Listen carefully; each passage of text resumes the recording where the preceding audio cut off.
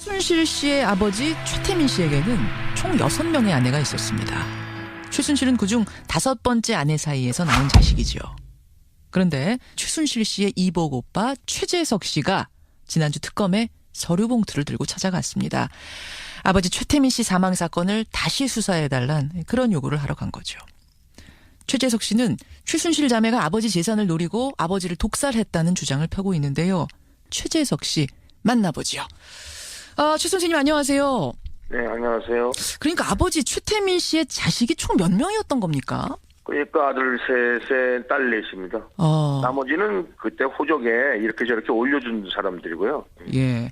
그 최순실 씨하고는 한 집에 살기도 하셨어요, 그러면? 근데 어려서는 같이 있었어요. 언제까지? 네, 결혼할 때까지. 군대 갔다 와서 결혼을 바로 했거든요, 제가요. 예. 나이 차이가 얼마나 나세요, 두 분이? 2살 차이 나요. 순둥이하고도 2살. 제가 중간이에요.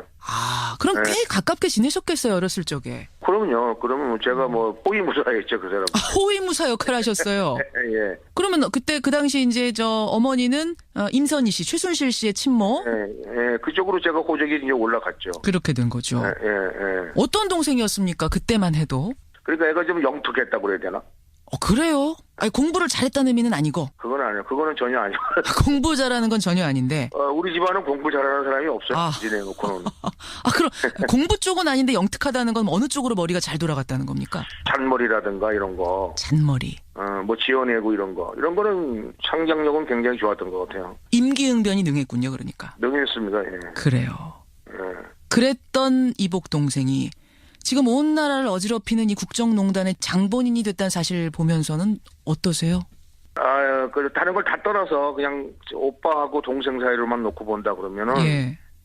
마음이 좀 아프죠. 마음이 아프고 제가 어떻게 저렇게 괴물이 됐나 이런 생각을 하죠. 그때 아버님이 이제 저한테 이제 그만둬야 되겠다 이런 말씀 하시고 아하. 그때 이제 재단을 만들어서 이렇게 그 재산이 이제 그쪽으로 다 이렇게 넘어가서 예. 그렇게 됐다면 오늘날 이런 일은 없었을 거다라는 생각을 제가 갖죠. 그래서 좀 안타깝게 생각하는 부분도 있습니다. 자, 그 이야기 조금 이따 하고 일단 예. 갑자기 궁금한데 아버지 최태민 씨가 김기춘 실장을 알았습니까? 예. 그 당시에? 예, 그 당시에는 모르겠는데 한 84년도인가 그때 제가 본 적이 있죠. 아버지 사무실에서. 아버지 사무실에서 김기춘 실장을. 예. 최순실 씨는 몰랐을까요? 서로 몰랐을까요? 최순실, 김기춘은? 나도 아는데 어떻게 몰라요, 지가? 근데 나는 거기에 관여한 사람도 아닌데 거기 그 봉사단에 예. 근화 봉사단 말씀드리는 겁니다, 지금. 예. 거기서 나는 사무실에 됐으니까 그분이 난 못 봤다, 난 넌 모른다, 그렇게 얘기할 수도 있겠죠. 그럼 나는 본 거라고 말씀드리는 거죠. 예. 우병우 수석의 장모가 그 최태민 씨의 구국봉사단 단원이었다는 박영선 의원의 의혹 제기가 있었는데. 맞습니다. 단장들 그분들이 확인해 준 거예요. 예, 그러니까 그분들이 확인해 줬으니까 그건 확실한 거 아닌가요? 확실한 거군요. 우수석 장모와 최순실 씨는 일단 모르는 사이일 수가 없는 거네요. 그렇죠. 예. 그건 모르는 사이가 있을 수가. 지금 자기는 학생회장이었고 그분은 단장인데 모르고 있네요. 근데 우수석은 청문회에서 우리 장모하고 최순실은 모르는 사이다 이렇게 딱 잡아댔거든요. 서로 몰라야 서로 주고받고 도와주고 그러지 않을까요? 나중에라도. 그렇군요. 예.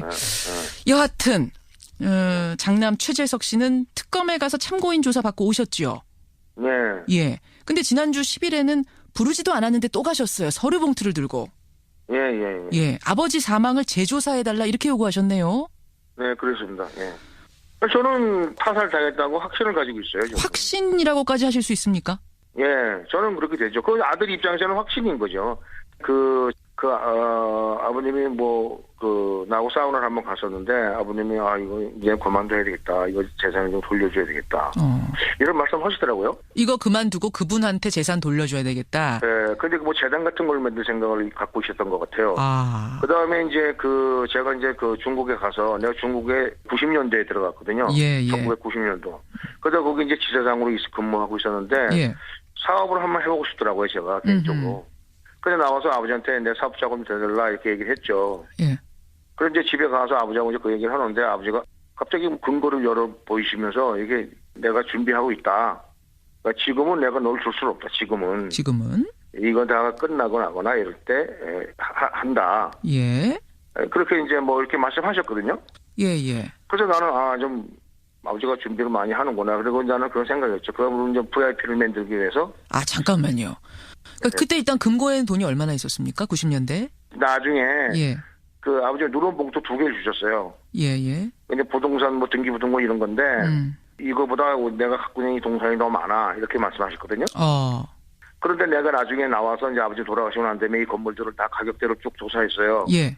그런데 대략 한 1,000억 정도 되더라고요. 현금은 그럼 어느 정도나? 그러니까 그거보다 많다고 했으니까 한 뭐 2,000억 정도 된다고 보고 한 3,000억 이렇게 보는 거죠. 그 당시 돈으로 2,000억에서 3,000억. 예. 90년대. 이렇게 보는 거죠. 예. 근데 VIP를 만들려고 한다. 이건 무슨 말이에요? 그러니까 이제 그분을 갖다 VIP를 만들려고 하셨던 것 같아요, 아버지는요. 박근혜 대통령 만들기 프로젝트 뭐 이렇게 되는 겁니까? 글쎄 나는 그분의 성함을 입에 담고 싶지 않으니까 그분이라고 예. 하죠, 뭐. 그러시죠, 예. 예. 그분 하는 데에 이게 한 1조가량 선거자금, 대통령 선거를 하는데 한 1조가량 든대요. 1조를 모아야 된다. 그런 얘기를 막 하셨어요. 예, 1조가 돼야 된다. 그러니까 지금 만드는 중이니까. 예. 지금 너한테는 뭐 지금 이거 뭐 내 돈 내가 뭐 쓰려고 모은 돈도 아니니까 너한테 이렇게 막 재산 형식으로 나눠줄 수도 없다. 그래서 내가 이제 그랬죠. 아이고 순실이 뭐 다 이렇게 건물 해놨잖아요. 그거는 차명계좌 차원으로 해놓은 거다. 아, 순실이 이름으로 된 거, 순득이 이름으로 된 건 그건 차명계좌 차원으로 해놓은 거다. 건물은. 예. 그래서 거기 보면 뭐 임시 이런 게 막 들어가 있어요. 나중에 그 띄워보시면 아시지만. 임씨가 뭡니까? 그 임선이. 엄마. 최순실 씨 엄마. 엄마의 친척들. 이런 쪽으로 그 친척의 또 친척들 막 이렇게 난 뭐 알지도 못하는 사람들 이름으로 돼 있는 게 많더라고요. 그래요. 예, 예. 그러니까 그 아버지가 주신 목록에 그런 게 있었어요. 근데 잠깐 여기서 궁금한 게 왜 최태민 씨는 그렇게 박근혜 씨를 왜 이렇게 대통령을 만들어야 되겠다라고 마음을 먹으셨을까요? 아버지 말씀은 전두환 씨한테 그 군부한테 예. 전두환 씨한테 개인한테는 뭐 어쨌는지 모르지만 자관 그 사람들은 수모를 좀 당했나 봐요. 삼천교육 때도 갔다 오셨잖아요. 예, 근데 삼척교육대 가서 그 다른 사람들 범죄자처럼 이렇게 한 거는 아니고. 예. 그리고 감금당하고 계셨다고 하더라고요. 그러니까 유배 이런 식으로. 예. 그러니까 아버님이 거기서 수모를 상당히 많이 당한 것 같아요. 그래서 내가 박근혜란 사람에게 투자해서 대통령 한번 만들어봐야겠다 이런 생각을 하게 되셨다는 거예요. 그렇죠. 예. 그렇군요. 자, 근데 그거를 내가 이제 그분한테 돌려줘야겠다라는 말씀을 왜 하셨을까요? 그 93년도에 93년도죠. 그 김영삼 대통령이 됐어요. 예. 그래가지고 문민정부 실명제 뭐 이런 거. 그렇죠. 금융실명제. 그리고 그다음에 그 전에 그 노태우 대통령 때 세무조사를 또 한번 당하셨어요, 아버지가. 아하. 조사를 받아서 근영 씨하고 이런 사람들이 진정을 나가지고 이제 뭐 실명제도 되고 돈을 불리고 이러는 데 대해서는 좀 문제가 있다고 생각하셨던 것 같아요.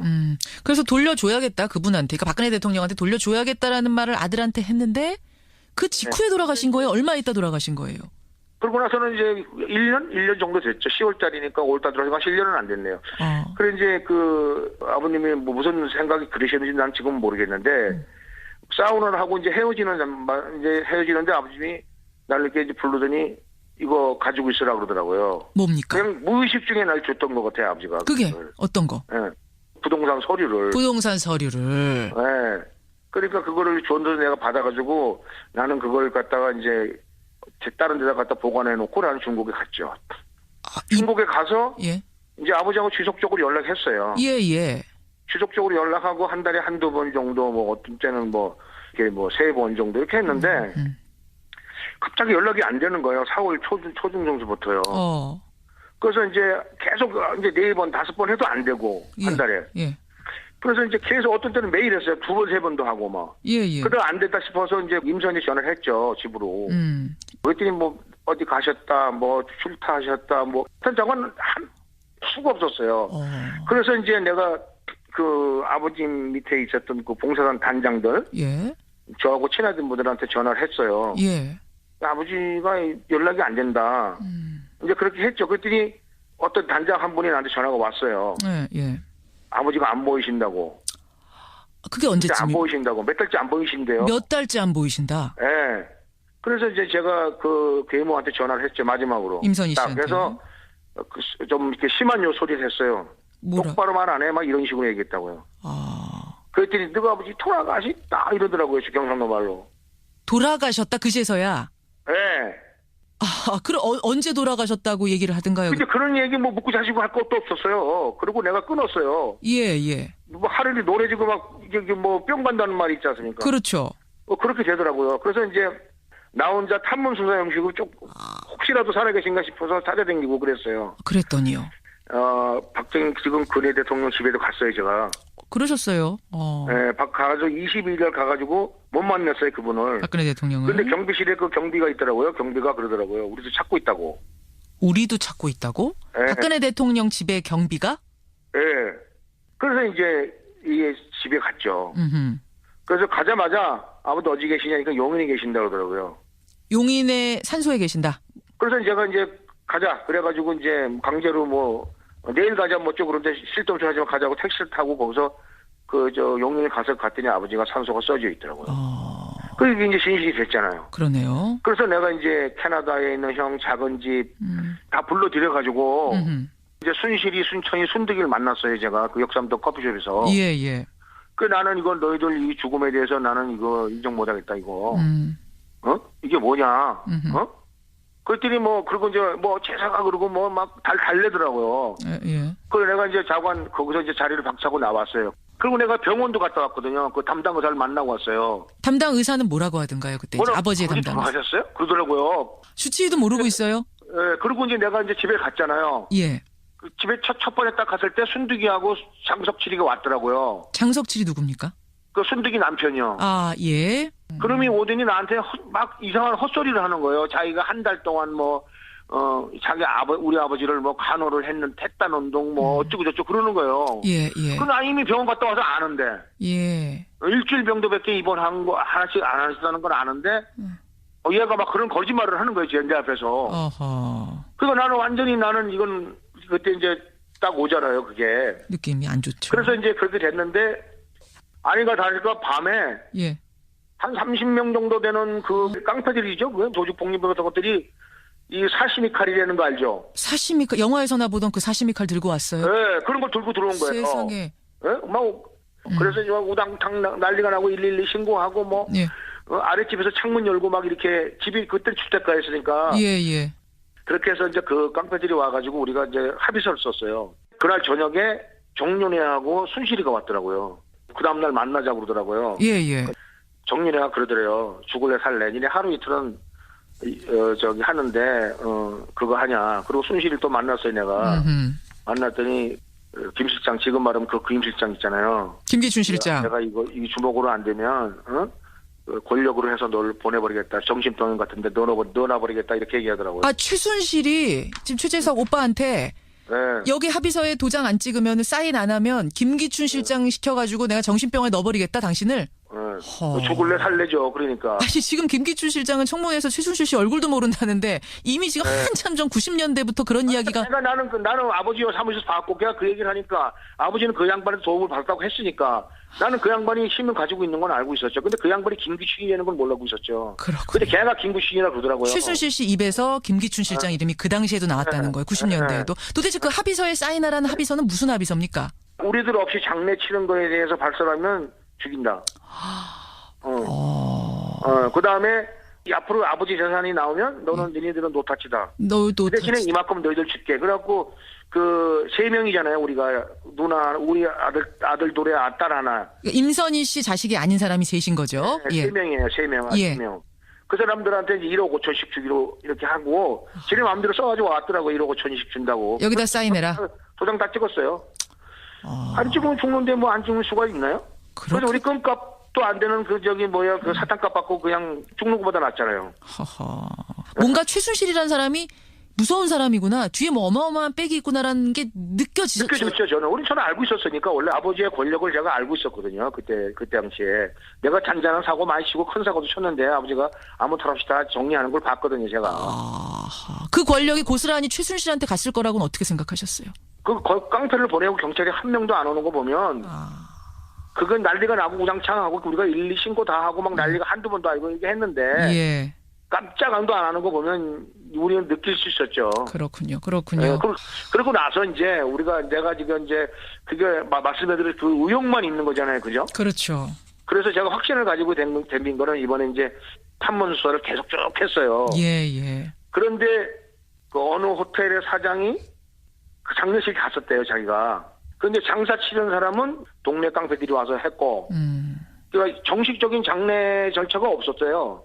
그리고 그냥 안매장 한 거죠. 그렇군요. 포크레인으로 파고 그냥 이렇게 묻었다고 그러더라고요. 세상에. 근데 그 사장 한 말씀은 5월 1일이 아니라는 거예요. 4월 18일이라는 거예요. 돌아가신 날짜도 다르다. 네, 내가 말한 날짜하고 비슷한 거죠. 그러네요. 네, 나하고 연락 안 된 그 날짜하고 그때쯤에 하고 맞아 떨어지는 거죠. 알겠습니다. 네, 그래서 그거를 이건 완전히 이제 확실해졌다는 생각이 들고, 그다음에 또 순실이가 아버지 죽음에 대해서 교도소 그 진술에서 말하고 싶지 않다고 그랬다고 그러더라고요. 그랬다고 합니다. 예. 네, 그래서 제가 얘네들이 죽였거나 아니면 죽음을 방관했거나 나는 자관 뭔가 있다 이렇게 보고 여기까지만 들어도 예. 얼마나 이 최태민 씨의 죽음이 석연치 않은 건지 알겠고 그래서 특검에 재수사를 지금 요청하게 되셨다는 그 상황까지 이해가 됐습니다. 그러면 최 선생님, 지금 최순실 자매의 재산이 얼마나 될 거라고 예상하세요? 저는 그 신문에 10조 정도 될 거라고는 아는데요. 이상도 될 수도 있고 10조는 내가 믿고 있어요. 걔네들이 그 탁월한 재테크 능력이 있거든요. 재테크 능력. 그러니까 결국 아버지가 물려준 그 3천억 가지고선 불려서 10조까지 만들었을 거다. 믿는다. 네, 그 이상도 될 수 있을 거다. 나는 그 생각하죠. 그 이상도. 걔네들이 사채업을 했거든요. 최순득 같은 경우는. 최순득 씨와 그 남편이 사채업을 강남에서. 네, 아주 유명해요. 거기다 권력까지 있죠. 그렇죠. 그러니까 그거는 아버지가 그 짧은 시간에 한 2, 3천억, 3, 4천억을 모았는데. 예. 걔네들 그거 그렇게 못 모았겠어요? 근데 갑자기 궁금한 게 그렇게 엄청난 재산을 가진 최 씨 자매가 왜 미르재단, K스포츠재단 같은 것까지 만들어가지고. 그거는 아버지가 그런 프로젝트를 하기 위한 아버지 수첩이 있었어요. 무슨 수첩? 재단을 만들어야 하고, 그런 게 다 그 수첩에 있었어요. 이렇게 하면은 법망을 나갈 수 있고, 이렇게 하면 안 되고, 이런 거 있지 않습니까? 그렇죠. 예. 나름대로 아버님이 그걸 꿰차고 계셨어요. 노하우가 적힌 수첩이 있었던 거네요, 그러니까? 예, 그렇죠. 누런 비닐로 된 수첩인데, 그거는 진짜, 우리 집안 식구만 봤지, 다른 사람 본 사람 아무도 없을걸요? 그거 가지고 계세요? 그 누런 수첩? 그거는 순실이가 가졌겠죠. 그러니까 그렇게 했겠죠. 순실이가. 최재석 씨는 직접 보셨어요? 그 누런 수첩을? 봤죠. 거기에 아버님이 그분을 이제 신격화해야 되고 이런 거 내용. 그다음에 재단하고 그러는 거. 돈이 거기 채권을 30몇 프로에 사서 매년 5년 10년 지나면 그게 108%인가 105%인가로 늘어나 있고. 그런 내용이 쭉 적혀 있었어요. 그런 게. 그런 재산 관리의 비법이 담긴 누런 수첩. 그게 고스란히 최순실에게 갔을 것이고. 걔는 그것 가지고 임선희하고 같이 그걸 보면서 정리를 했겠죠. 거기에 해외 계좌로 돈 관리하고 이런 것도 적혀 있었습니까? 정기 있었죠. 재단으로 해서 그다음에 기업. 그러니까 대기업들하고 해서. 대기업은 돈 내가기 쉽잖아요. 그렇죠. 그러니까 우리가 상상해 보시면 아시지만 우리가 해외 나가면 기껏 갖고 가봐야 10,000불이에요. 그 당시는 아마 5,000불이었던 것 같은데. 그러니까 그거 10,000불이라도 100번 갔다 와야 100만 불 가잖아요. 그렇죠. 기업은 1,000,000불도 보내고 2,000,000불도 보내는 거 아니에요. 결국 그렇게 해가지고 돈을 해외로 빼돌려서 비자금 관리해야 된다는 노하우가 적힌 누런 수첩. 그것이 최순실 손에 갔을 거고. 그렇지 않습니까? 누런 수첩 그거 검찰이 어떻게 압수수색해서 발견했는지 모르겠습니다. 아니니까 지금 아무 얘기가 없죠. 그 안에 들어쓰지 않을까 봐요. 걔네들은 다 안가를 가지고 있었다고 봐요. 우리 아버지 때도 안가가 있었거든요. 안가가. 알겠습니다. 예, 알겠습니다. 근데 지들끼리는 지금 서로 모른다 그러고 그렇게 하고 있잖아요. 그러니까 그쪽으로는 서로 음으로 양으로 해가지고 정치하는 사람, 경제하는 사람들 돈 필요하잖아요. 채권 같은 거 많이 갖고서 입찰 같은 거 들어갈 때 몇백억씩 갖다 내려면 채권 필요하잖아요. 그렇죠. 그런 식으로 해서 늘렸을 겁니다. 그러니까 아버지는 거기 보면 깨알같이 적혀 있어요. 아주. 깨알같이 누런 수첩 안에. 그래요. 끝으로 지금 특검이 수사에 박차를 가하고 있는데 특검에다가 좀 당부하고 싶은 점, 이 점을 반드시 밝혀야 한다. 이런 거 뭐가 있어요? 아버지 재산 이런 거는 두 번째고 지금 의문사가 많이 있잖아요. 있죠. 그러니까 그 의문사의 단초가 우리 아버지부터 시작됐다고 보거든요, 저는. 그러니까 아버지를 죽인 사람이 누군 못 죽이겠어요. 보통 인간들은 그렇게 못하죠. 그리고 이제 그것도 이제 타살꾼에 대해서 좀 밝혀주셔야 되고. 애들 재산 전부 환수당해서 국가에 다시 국민들에게 돌아가면 제가 좀 여태까지는 지금 뭐 그냥 이게 숨어 살고 뭐 이런 식으로 단지 그분의 아들이라는 거 손가락질 당하고 살고 있는데 예. 좀 이게 그 선글라스도 좀 벗고 계속 선글라스 끼고 다니시죠? 예. 그럼 지금 막 미행도 막 해요. 누가 미행을 지금 한다고 생각하세요? 저는 그 기둥들 있지 않습니까? 기득권 세력들 있지 않습니까? 그 뿌리들을 이번에 차단시키지 않으면 예. 또 마찬가지 저는 딱 개돼지로 사는 거죠, 뭐. 신변의 위협을 지금 느끼신단 말씀이에요. 그렇죠. 나도 죽을 수 있어요. 뭐 내가 어디가 있든. 그러니까 이제 저는 지금 여기 딱 와보시면 우리 뭐 인터뷰도 했지만 여기 집 요 주변에 카메라가 13대가 설치돼 있어요. 2중 3중 돼 있어요. 어떤 걸 끊고 들어와도 나 죽으면 기록에 남게. 예, 이렇게 비밀로 돼서 용산시장 가갖고 예. 007 첩보하듯이 이렇게 뭐 3, 4중으로 내 독을 쳐놨어요. 이렇게. 그렇군요. 예. 그러니까 미행을 느낀 적이 있으신 거예요? 아니면 그럴 거라고 생각하시는 거예요? 미행 당했다니까요. 여기가 길이 반듯반듯한 길이 별로 없어요. 예. 꼬불꼬불하죠. 그래서 내가 이제 꼬불꼬불 이상하다 해서 꼬불꼬불 했는데 그걸 다 따라오는 거예요, 계속. 그런데 여기 골프장 앞에 급회전하게 할 수 있는 그런 장소가 하나 있었어요. 예. 거길 확 유턴을 했는데 거기도 확 유턴해서 따라오더라고요. 그 틀림없는 거죠. 뭐. 그렇군요. 그래서 겁이 엄청나고 그냥 그날 집에 못 들어오고 여관에 잤어요. 아이고, 알겠습니다. 워낙 지금 세월 당한 것들이 많기 때문에 지금도 신변의 위협을 느낀다 이런 말씀이세요. 진짜 뭐 누구보다도 이번 국정농단 사건이 뿌리까지 뽑히기를 간절하게 바라는 분이라는 생각이 들고 우리 국민들의 마음도 뭐 크게 다르지가 않습니다. 지켜보겠습니다. 오늘 귀한 증언 고맙습니다. 네, 고맙습니다. 최태민 씨의 아들입니다. 최재석 씨의 증언이었습니다. 이거 이제 그만둬야 되겠다. 이거 재산을 좀 돌려줘야 되겠다. 이런 말씀 하시더라고요. 이거 그만두고 그분한테 재산 돌려줘야 되겠다. 네, 근데 뭐 재단 같은 걸 만들 생각을 갖고 있었던 것 같아요. 아. 그 다음에 이제 제가 이제 중국에 가서 내가 중국에 90년대에 들어갔거든요. 예. 1990년도. 그러다 거기 이제 지사장으로 근무하고 있었는데 예. 사업을 한번 해보고 싶더라고요, 제가 개인적으로. 그래서 나와서 아버지한테 내 사업 자금 대달라 이렇게 얘기를 했죠. 예. 그런데 집에 가서 아버지하고 이제 그 얘기를 하는데 아버지가 갑자기 근거를 열어 보이시면서 이게 내가 준비하고 있다. 그러니까 지금은 내가 널 줄 수는 없다. 지금은 이거 다 끝나고 나거나 이럴 때 한다. 예. 그렇게 이제 뭐 이렇게 말씀하셨거든요. 예. 그래서 나는 좀 아버지가 준비를 많이 하는구나. 그리고 나는 그런 생각이었죠. 그러면 이제 VIP를 만들기 위해서. 잠깐만요. 그러니까 그때 일단 금고에는 돈이 얼마나 있었습니까? 90년대? 나중에 예. 아버지가 누런 봉투 2개를 주셨어요. 예. 근데 부동산 뭐 등기부등본 이런 건데 이거보다 내가 갖고 있는 이 동산이 너무 많아 이렇게 말씀하셨거든요. 그런데 내가 나중에 나와서 이제 아버지 돌아가시고 난 다음에 이 건물들을 다 가격대로 쭉 조사했어요. 예. 그런데 대략 한 1,000억 정도 되더라고요. 현금은 그럼 어느 정도나? 그러니까 그거보다 많다고 했으니까 한 뭐 2,000억 정도 된다고 보고 한 3,000억 이렇게 보는 거죠. 그 당시 돈으로 2,000억에서 3,000억. 네, 90년대. 이렇게 보는 거죠. 예. 근데 VIP를 만들려고 한다. 이건 무슨 말이에요? 그러니까 이제 그분을 갖다 VIP를 만들려고 하셨던 것 같아요, 아버지는요. 박근혜 대통령 만들기 프로젝트 뭐 이렇게 되는 겁니까? 글쎄 나는 그분의 성함을 입에 담고 싶지 않으니까 그분이라고 하죠, 뭐. 그러시죠, 예. 예, 그분 하는 데에 이게 한 1조가량 선거장, 대통령 선거를 하는데 한 1조가량 든대요. 1조를 모아야 된다. 그런 얘기를 막 하셨어요. 예, 1조가 돼야 된다. 그러니까 지금 만드는 중이니까. 예. 이거 너한테는 뭐 지금 이거 뭐 내 돈 내가 뭐 쓰려고 모은 돈도 아니니까 너한테 이렇게 막 재산 형식으로 나눠줄 수도 없다. 그래서 내가 이제 그만둬야 되겠다 이런 말씀 하시고. 그때 이제 뭐 재단을 만들어서 이렇게 그 재산이 이제 그쪽으로 다 이렇게 넘어가서. 예. 그렇게 됐다면 오늘날 이런 일은 없었을 거다라는 생각을 제가 갖죠. 그래서 좀 안타깝게 생각하는 부분도 있습니다. 자, 그 이야기 조금 이따 하고 일단. 예. 갑자기 궁금한데 아버지 최태민 씨가 김기춘 실장을 알았습니까? 예. 그 당시에? 예, 그 당시에는 모르겠는데 한 84년도인가 그때 제가 본 적이 있죠. 아버지 사무실에서. 아버지 사무실에서 김기춘 실장을. 예. 최순실 씨는 몰랐을까요? 서로 몰랐을까요? 최순실, 김기춘은? 나도 아는데 어떻게 몰라요, 지가? 근데 나는 뭐 거기에 관여한 사람도 아닌데 거기 그 봉사단에. 예. 근화 봉사단 말씀드리는 겁니다, 지금. 예. 거기서 나는 사무실에 됐으니까.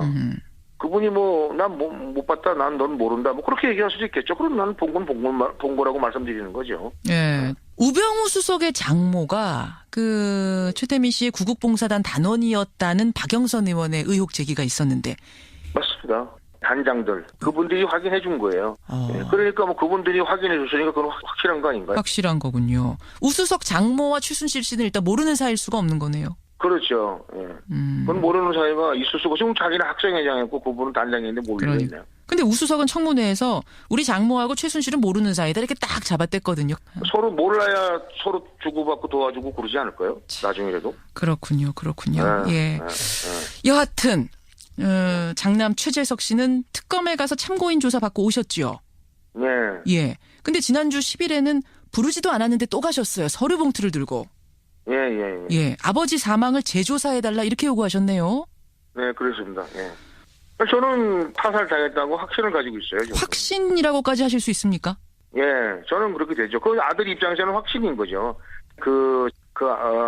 아버님이 나하고 사우나를 한번 갔었는데, 아버님이, 이제 헤어지는데 아버님이 나를 이렇게 이제 부르더니, 이거 가지고 있으라 그러더라고요. 뭡니까? 그냥 무의식 중에 날 줬던 것 같아요, 아버지가. 그게 그걸. 어떤 거? 예. 부동산 서류를. 예. 그러니까 그거를 줬는데 내가 받아가지고 나는 그걸 갖다가 이제 다른 데다 갖다 보관해놓고 나는 중국에 갔죠. 중국에 가서 예. 이제 아버지하고 지속적으로 연락했어요. 예. 지속적으로 연락하고 한 달에 한두 번 정도 어떤 때는 이렇게 3번 정도 이렇게 했는데 갑자기 연락이 안 되는 거예요. 4월 초중 정도부터요. 그래서 이제 계속 이제 4번, 5번 해도 안 되고 한 달에. 예. 그래서 이제 계속 어떤 때는 매일 했어요. 2번, 3번도 하고 막. 예. 그러다 안 됐다 싶어서 이제 임선이 전화를 했죠. 집으로. 그랬더니 어디 가셨다, 출타하셨다, 하여튼 저건 한 수가 없었어요. 그래서 이제 내가 그 아버지 밑에 있었던 그 봉사단 단장들. 예. 저하고 친하던 분들한테 전화를 했어요. 예. 아버지가 연락이 안 된다. 이제 그렇게 했죠. 그랬더니 어떤 단장 한 분이 나한테 전화가 왔어요. 예. 아버지가 안 보이신다고. 그게 언제쯤이요? 안 보이신다고. 몇 달째 안 보이신대요. 몇 달째 안 보이신다. 예. 그래서 이제 제가 그 계모한테 전화를 했죠. 마지막으로. 임선희 씨한테. 그래서 좀 이렇게 심한 요소리를 했어요.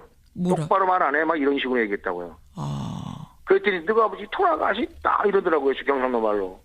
돌아가셨다 그제서야. 예. 그럼 언제 돌아가셨다고 얘기를 하든가요? 근데 그런 얘기 묻고 자시고 할 것도 없었어요. 그리고 내가 끊었어요. 예. 하루를 노래지고 막 이게 뿅 간다는 말이 있지 않습니까? 그렇죠. 그렇게 되더라고요. 그래서 이제 나 혼자 탐문 수사 형식으로 혹시라도 살아계신가 싶어서 찾아다니고 그랬어요. 그랬더니요. 박정희 지금 근해 대통령 집에도 갔어요, 제가. 그러셨어요. 네, 가가지고 22일 가가지고 못 만났어요, 그분을. 박근혜 대통령을. 근데 경비실에 그 경비가 있더라고요. 경비가 그러더라고요. 우리도 찾고 있다고. 최순실 씨의 아버지 최태민 씨에게는 총 6명의 아내가 있었습니다.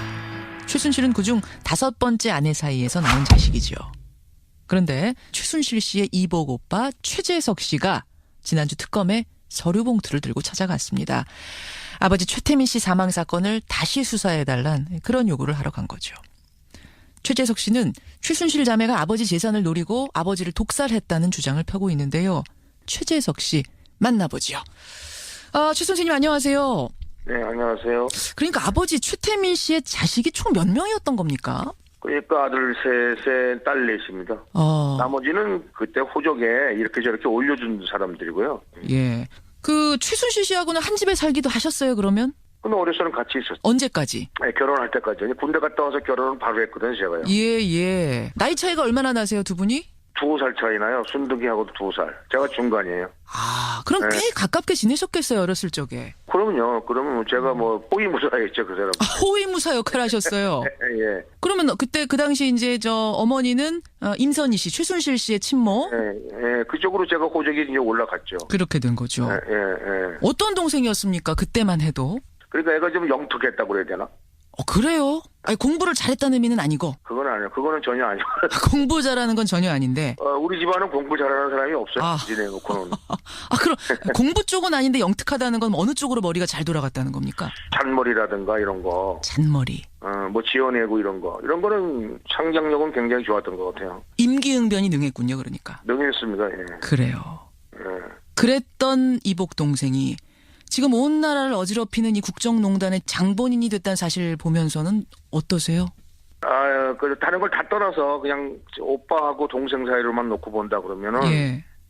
마음이 좀 아프죠. 마음이 아프고 제가 어떻게 저렇게 괴물이 됐나 이런 생각을 하죠. 그때 아버님이 이제 저한테 이제 그랬죠. 아이고 처지 순실이 뭐 다 이렇게 건물 해놨잖아요. 그거는 차명계좌 차원으로 해놓은 거다. 아, 순실이 이름으로 된 거, 순득이 이름으로 된 건 그건 차명계좌 차원으로 해놓은 거다. 건물은. 예. 그래서 거기 보면 뭐 임시 이런 게 막 들어가 있어요. 나중에 그 띄워보시면 아시지만. 임씨가 뭡니까? 그 임선희. 아, 엄마. 최순실 씨 엄마. 엄마의 친척들. 이런 쪽으로 그 친척의 또 친척들 막 이렇게 난 뭐 알지도 못하는 사람들 이름으로 돼 있는 게 많더라고요. 그래요. 예. 그러니까 그 아버지가 주신 목록에 그런 게 있었어요. 근데 제가 여기서 궁금한 게 왜 최태민 씨는 그렇게 박근혜 씨를 왜 이렇게 대통령을 만들어야 되겠다라고 마음을 먹으셨을까요? 아버지 말씀은 전두환 씨한테 그 군부한테 예. 전두환 씨한테 개인한테는 뭐 어쨌는지 모르지만 자관 그 사람들은 수모를 좀 당했나 봐요. 삼천교육 때도 갔다 오셨잖아요. 예, 근데 삼척교육대 가서 그 다른 사람들 범죄자처럼 이렇게 한 거는 아니고. 예. 그리고 감금당하고 계셨다고 하더라고요. 그러니까 유배 이런 식으로. 예. 그러니까 아버님이 거기서 수모를 상당히 많이 당한 것 같아요. 아, 그래서 내가 박근혜라는 사람에게 투자해서 대통령 한번 만들어봐야겠다 이런 생각을 하게 되셨다는 거예요. 그렇죠. 예. 그렇군요. 자, 근데 그거를 내가 이제 그분한테 돌려줘야겠다라는 말씀을 왜 하셨을까요? 그 93년도에 93년도죠. 그 김영삼 대통령이 됐어요. 예. 그래가지고 문민정부 실명제 뭐 이런 거. 그렇죠. 금융실명제. 그리고 그다음에 그 전에 그 노태우 대통령 때 세무조사를 또 한번 당하셨어요, 아버지가. 아하. 조사를 받아서 근영 씨하고 이런 사람들이 진정을 나가지고 이제 뭐 실명제도 되고 돈을 불리고 이러는 데에 대해서는 좀 문제가 있다고 생각하셨던 것 같아요. 그래서 돌려줘야겠다 그분한테, 그러니까 박근혜 대통령한테 돌려줘야겠다라는 말을 아들한테 했는데 그 직후에 돌아가신 거예요? 얼마 있다 돌아가신 거예요? 그러고 나서는 이제 1년 정도 됐죠. 10월달이니까 5월달 들어가서 1년은 안 됐네요. 그래 이제 그 아버님이 뭐 무슨 생각이 그러셨는지 난 지금 모르겠는데 사우나를 하고 이제 헤어지는